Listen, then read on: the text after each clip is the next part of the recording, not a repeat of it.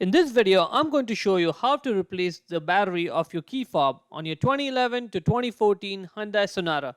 It's a very easy process, so let's go ahead and get started. So that's the key fob there. We need to press that button, get the physical key out, and that slot there, we need to put the key in there and twist it. That's how we pry the fob open.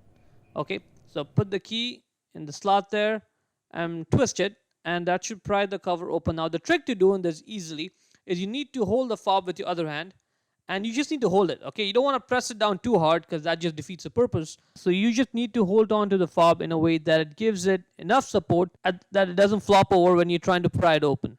Now once you get it open, there are two halves there, and that half with the battery, that's the one we need to look at. We need to get the key now and pry the battery out. It takes about 10 seconds to do it, so be patient with it, but it's going to come out.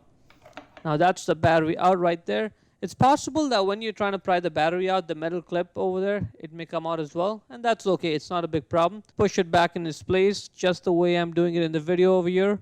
There's even a positioning tab over there to position the clip back in its place. Just follow along and you should be able to put it back in its place easily. Right there. Now that's the battery. It says CR2032. So that's the size of the battery, like AAA battery or AA battery. CR2032. That's the replacement battery you need to get. And that side has positive. It even has plus marked on it. And when you're putting it back in, the negative side, it needs to be facing upwards. Right?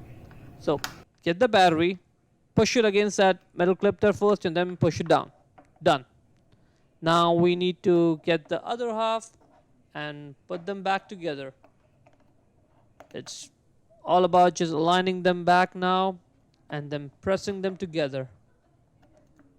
Right there. There you go. Let's try it out. Alright, I can see the red LED there, so it's working. Let's not forget to put the physical key back, and that is pretty much it.